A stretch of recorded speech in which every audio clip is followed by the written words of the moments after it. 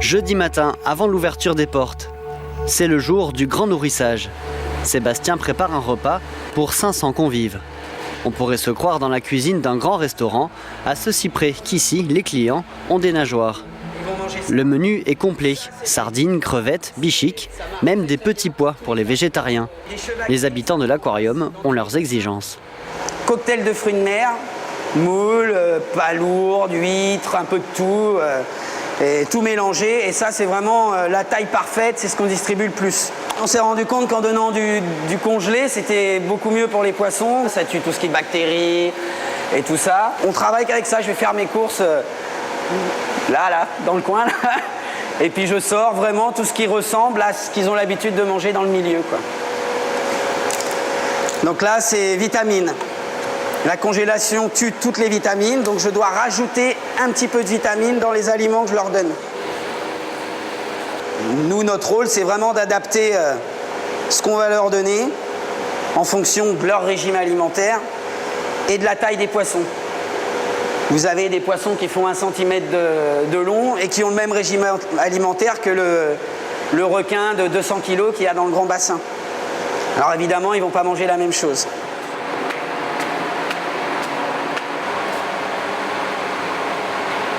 Les poissons, on les nourrit vraiment un par un. On y va vraiment à la main et on sait qui mange et qui ne mange pas. Alors évidemment, un poisson qui ne mange pas, c'est un poisson qui va pas bien. Et manifestement, ce jour-là, les résidents sont plutôt en forme.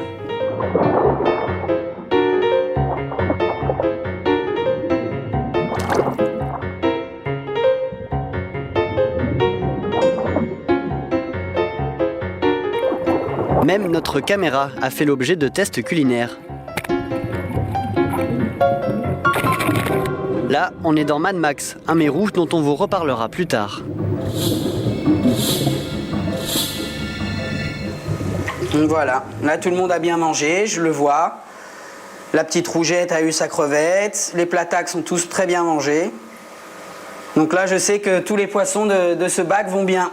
Si les poissons sont en bonne santé, c'est en grande partie grâce à leur environnement. Bien qu'ils soient dans un aquarium, ils bénéficient grandement de la proximité avec la mer. Un des atouts de l'aquarium, c'est l'alimentation en eau de mer en continu. Il faut savoir que l'eau de mer se dégrade très rapidement si on la garde dans un récipient. Il y a près de 100 composants dans l'eau de mer. Ces composants vont interagir entre eux, vont se dégrader. Et donc l'eau de mer qu'on aura un jour, ce ne sera pas la même le lendemain et pas la même encore le lendemain. Et du coup, le fait qu'on a de l'eau de mer en continu et donc une bonne qualité d'eau régulièrement toute l'année, on a un bon taux de réussite au niveau de la survie des poissons. On a beaucoup moins de parasites, beaucoup moins de problèmes biologiques, physiologiques, et les poissons s'en portent mieux. De l'océan tout proche à cet aquarium, le chemin est aussi plus court et donc moins traumatisant. Mais avant de rejoindre leurs congénères, les nouveaux occupants passent forcément par cette salle. Ici, on est dans la salle de soins. La salle de soins et la salle de quarantaine.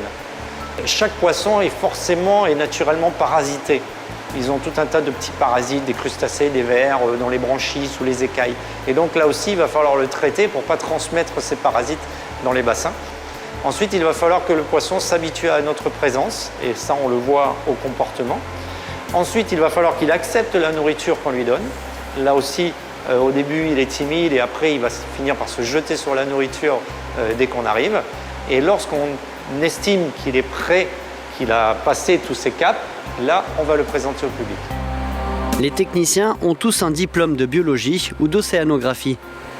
Mais pour gérer un aquarium, l'important c'est surtout l'expérience. Ce qui est difficile, c'est que tous les poissons coralliens que l'on présente ici à l'aquarium sont par définition territoriaux.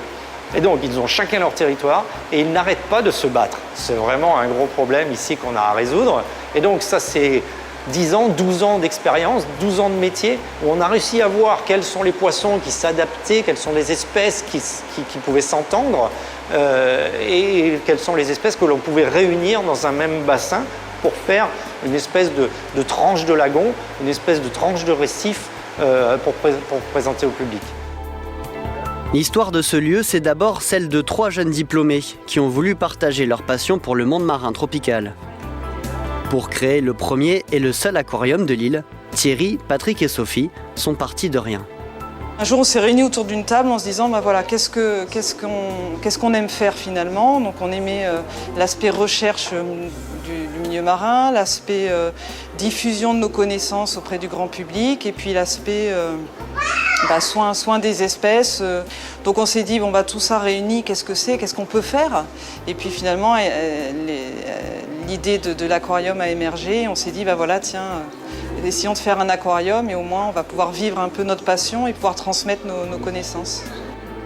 Un travail exigeant qui demande beaucoup de polyvalence de la part des 15 salariés et une grande disponibilité.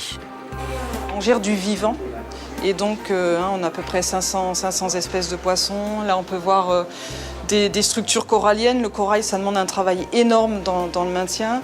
Et puis on a aussi plein d'autres espèces. Et donc le vivant nécessite notre présence au quotidien, tous les jours de la semaine, tous les jours de l'année. Et on ne peut pas se permettre de ne pas venir une seule journée. Donc ça, c'est vraiment un travail heure par heure. Il faut une présence permanente. Des efforts qui donnent parfois de belles histoires, comme celle de Mad Max, notre dévoreur de caméras, devenu l'un des chouchous de l'aquarium. Un pêcheur le leur avait apporté, très mal en point.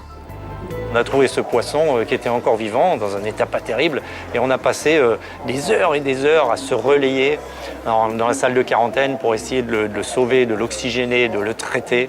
Et au fil des jours, il a réussi à cautériser ses plaies, il a réussi à s'alimenter, et on l'a acclimaté. Et maintenant, on peut le présenter face au public et c'est une très bonne chose. C'est un mérou qui devient très rare à La Réunion et donc on est content d'avoir un spécimen de ce type. Des espèces rares, il y en a beaucoup d'autres dans cet aquarium, comme ces hippocampes, toujours aussi étonnants. Ou encore cette impressionnante araignée de mer.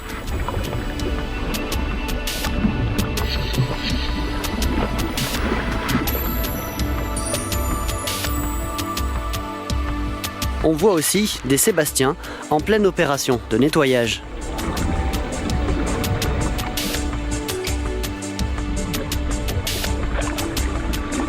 Il en profite aussi pour réveiller le requin dormeur.